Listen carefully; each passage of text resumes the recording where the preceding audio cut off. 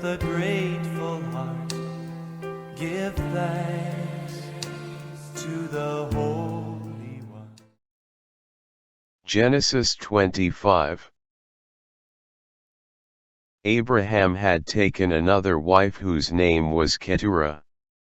She bore him Zimran, Jokshan, Medan, Midian, Ishbak, and Shuah. Jokshan was the father of Sheba and Dedan. Dedan's sons were the Asshurites, Letushites, and Leummites. Midian's sons were Ephah, Epher, Hanoch, Abida, and Eldaah. All of these were Keturah's descendants. Abraham gave everything he owned to Isaac. While he was still alive, Abraham gave gifts to his concubines and sent them to the east country in order to keep them away from his son Isaac. Abraham lived for 175 years, then passed away, dying at a ripe old age, having lived a full life, and joined his ancestors. His sons Isaac and Ishmael buried him in the cave of Machpelah near Mamre, in the field that used to belong to Zohar the Hittite son Ephron. This was the same field that Abraham had bought from the Hittites, where Abraham and his wife Sarah were buried. After Abraham's death, God blessed his son Isaac, who continued to live near Beer-lahai-roi. Now this is what happened to Ishmael, whom Sarah's Egyptian servant Hagar bore for Abraham. Here's a list of the names of Ishmael's sons, recorded by their names and descendants. Nebaioth was the firstborn, followed by Kedar, Adbeel, Mibsam, Mishma, Duma, Massa, Hadad, Tema, Jetur, Naphish, and Kedemah. These were Ishmael's children, listed by their names according to their villages and their camps. There were a total of 12 tribal chiefs, according to their clans. Ishmael lived for 137 years, then he took his last breath, died, and joined his ancestors. His descendants settled from Havilah to Shur, that's near Egypt, all the way to Assyria, in defiance of all of his relatives. This is the account of Isaac, Abraham's son. Abraham fathered Isaac. Isaac was 40 years old when he married Rebekah, the daughter of Bethuel, the Aramean from Paddan Aram and sister of Laban the Aramean. Later, Isaac prayed to the Lord on behalf of his wife, since she was unable to conceive children, and the Lord responded to him. His wife Rebekah became pregnant. But when the infants kept on wrestling each other inside her womb, she asked herself, "Why is this happening?" So she asked the Lord for an explanation. "Two nations are in your womb," the Lord responded, "and two separate people will emerge. One people will be the stronger, and the older one will serve the younger." Sure enough, when her due date arrived, she delivered twin sons. The first son came out reddish, his entire body was covered with hair, so they named him Esau.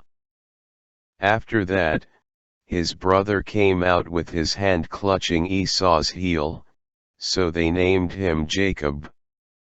Isaac was 60 years old when they were born.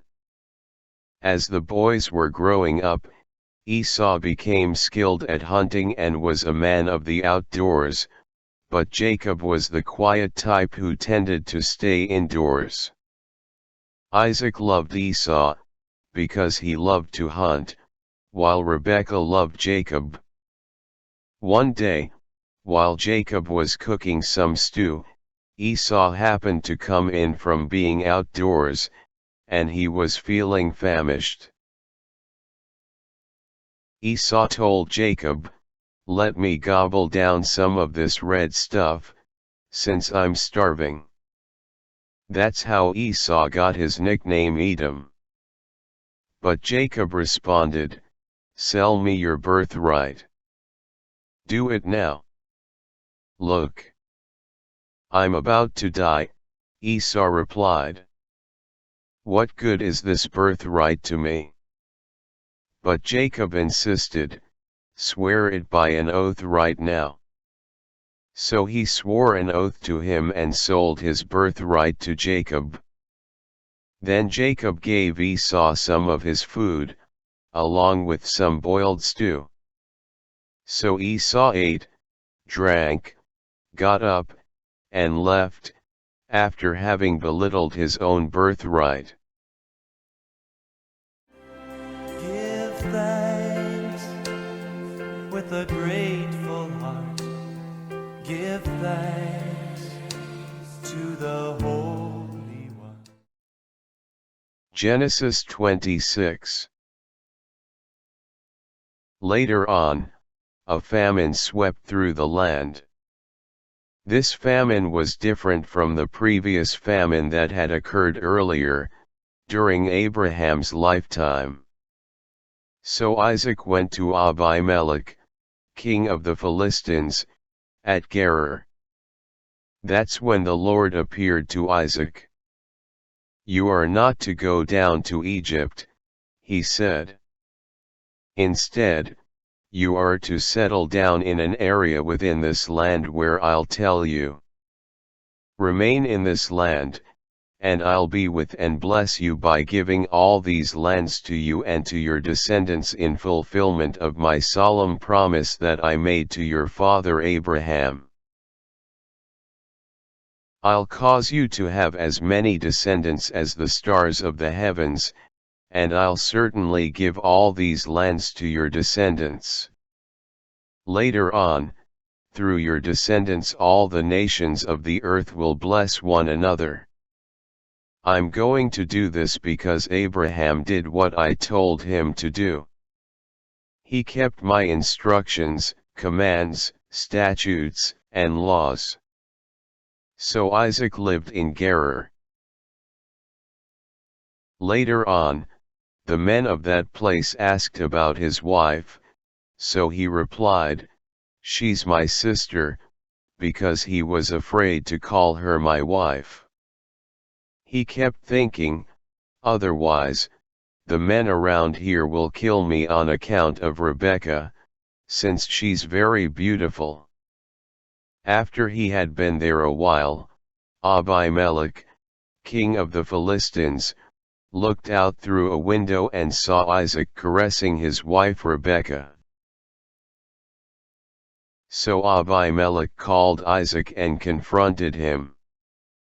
"She is definitely your wife," he accused him, "so why did you claim, 'She's my sister'?" Isaac responded, "Because I had thought, otherwise, I'll die on account of her." "What have you done to us?"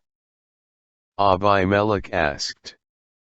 "Any minute now, one of the people could have had sex with your wife and you would have caused all of us to be guilty." So he issued this order to everyone: "Whoever touches this man or his wife is to be executed." Isaac received a 100-fold return on what he planted that year in the land he received, because the Lord blessed him. He became very wealthy and lived a life of wealth, becoming more and more wealthy. He owned so many sheep, cattle, and servants that the Philistines eventually became envious of him. They filled in with sand all of the wells that Isaac's father Abraham's servants had dug during his lifetime. Then Abimelech ordered Isaac, "Move away from us. You've become more powerful than we are. So Isaac moved from there and encamped in the Gerar valley, where he settled. Isaac re-excavated some wells that his father had first dug during his lifetime, because the Philistines had filled them with sand after Abraham's death. Isaac renamed those wells with the same names that his father had called them. While Isaac's servants were digging in the valley, they discovered a well with flowing water. But the herdsmen who lived in Gerar quarreled with Isaac's herdsmen. "The water is ours," they said. As a result, Isaac named the well Isaac, for they had fiercely disputed with him about it. When his workers started digging another well, those herdsmen quarreled about that one, too, so Isaac named it Sitnah. Then he left that area and dug still another well.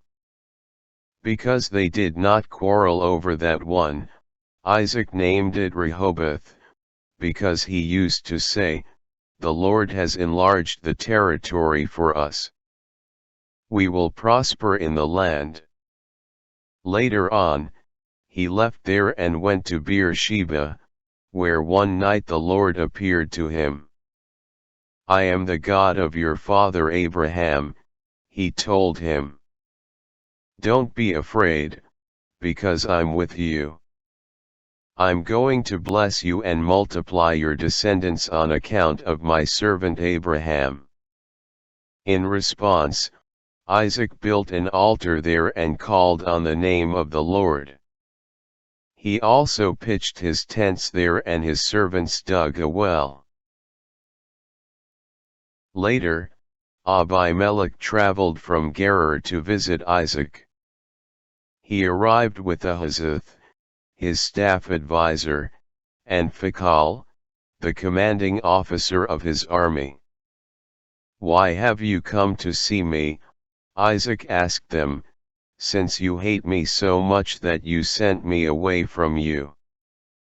"We've seen that the Lord is with you," they responded, "so we're proposing an agreement between us and you. Allow us to make a treaty with you by which you'll agree not to do us any harm, just as we haven't harmed you, since we've done nothing but good for you after we sent you away in peace. As a result, you've been tremendously blessed by the Lord." So Isaac held a festival for them, and they ate and drank. They woke up early the next morning and made the treaty.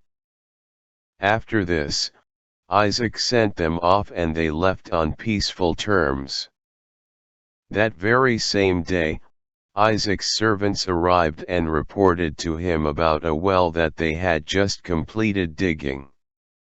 "We've found water," they said. So Isaac named the well Sheba, which is why the city is named Beersheba to this day. When Esau was 40 years old, he married Judith, the daughter of Beeri the Hittite, and Basemath, the daughter of Elon the Hittite. This brought extreme grief to Isaac and Rebekah. Give thanks with a grateful heart. Give thanks to the Holy One. Genesis 27. Eventually, Isaac grew so old that he could not see. One day, he called his eldest son Esau. "My son," he called out to him. "Look how old I am. I could die any day now, so go find your weapons, take your bow and arrows, go outside, and hunt some game for me. Then prepare some food, just the way I like it, and bring it to me so that I can eat and bless you before I die." Now Rebekah overheard Isaac while he was speaking to his son Esau. When Esau had gone out to the field to hunt and bring in some game, Rebekah gave these instructions to her son Jacob, "Quick! Pay attention," she said. "I heard your father talking to your brother Esau. He told him, 'Bring me some game and then prepare some food for me so I can eat and bless you in the presence of the Lord before I die.' So now, my son, listen to what I have to say and pay attention to what I'm about to tell you. Go to the flock and bring me 2 healthy young goats. I'll prepare some delicious food for your father, just the way he loves it. Then you are to take it to your father so that he can eat and bless you before he dies. But look." Jacob pointed out to his mother Rebekah, "My brother Esau is a hairy man, but I'm smooth-skinned. My father might touch me and he'll realize that I'm deceiving him. Then, I'll bring a curse on myself instead of a blessing." "My son," she replied, "let any curse against you fall on me. Just listen to me, then go and get them for me." So out he went, got them, and brought them to his mother, who then prepared some delicious food, just the way his father liked it. Then Rebekah took some garments that belonged to her elder son Esau, the best ones available, and put them on her younger son Jacob.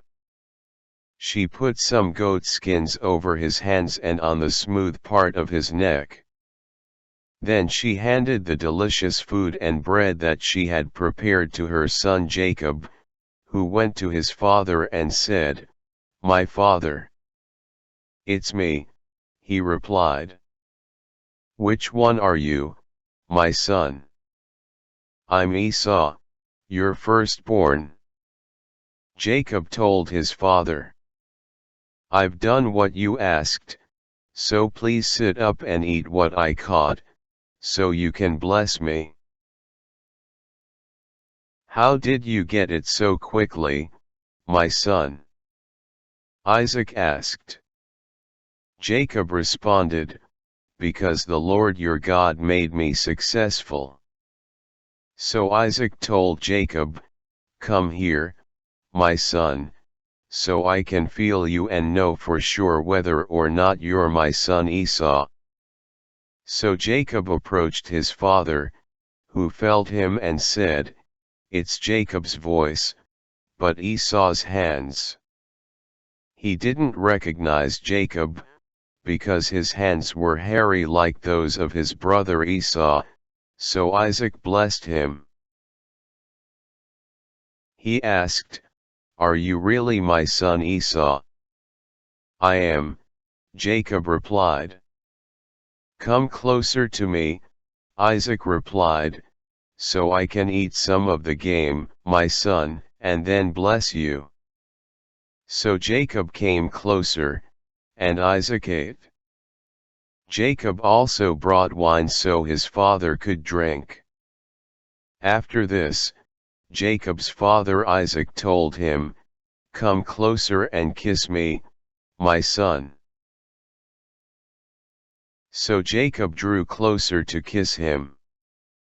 When Isaac smelled the scent of his son's clothes, he blessed him and said, "How my son's scent is the fragrance of the field that the Lord has blessed.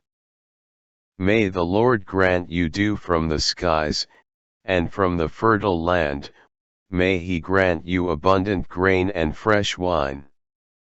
May people serve and bow before you, may you be master over your brothers, may your mother's sons bow before you, may anyone who curses you be cursed, and may anyone who blesses you be blessed." Just after Isaac had finished blessing Jacob and Jacob had left his father Isaac, Jacob's brother Esau returned from hunting, prepared some delicious food, brought it to his father, and told him, "Can you get up now, father, so you may eat some of your son's game and then bless me?" But his father Isaac asked him, "Who are you?" "I'm Esau, your firstborn son," he answered. At this, Isaac began to tremble violently. "Who then," he asked, "hunted some game and brought it to me to eat before you arrived, so that I blessed him? Indeed, he is blessed." When Esau realized what his father Isaac was saying, he began to wail out loud bitterly. "Bless me," he cried, "even me, too, my father." Isaac replied, "Your brother came here deceitfully and stole your blessing." Then he said, "Isn't his name rightly called Jacob?" Esau asked, "He has circumvented me this second time.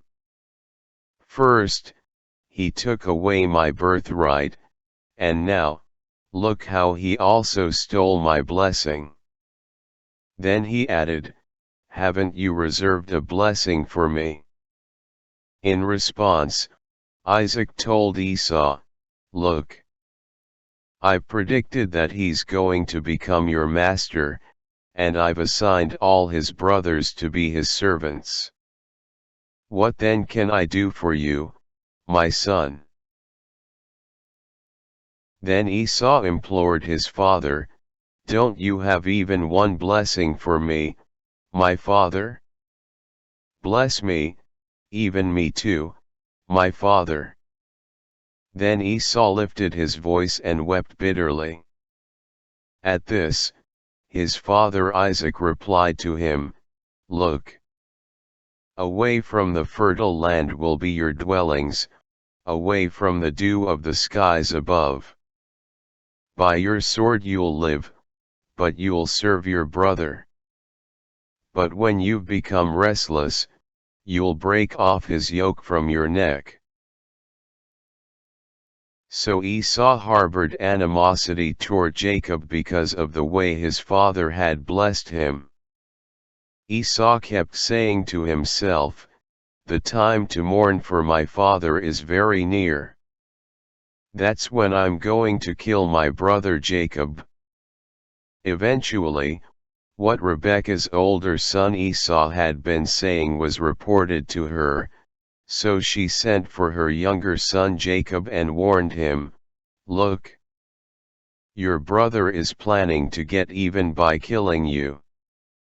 Son, you'd better do what I say. Get up, run off to my brother Laban in Haran, and stay there with him a few days until your brother's fury subsides. After that happens and he has forgotten what you've done to him, I'll send for you so you can return from there. Why should I be bereaved of you both in one day?" Rebekah also told herself, "Hate's daughters are making me tired of living. If Jacob marries one of Hate's daughters, and she turns out to be just like these other local women, what kind of life would there be left for me?"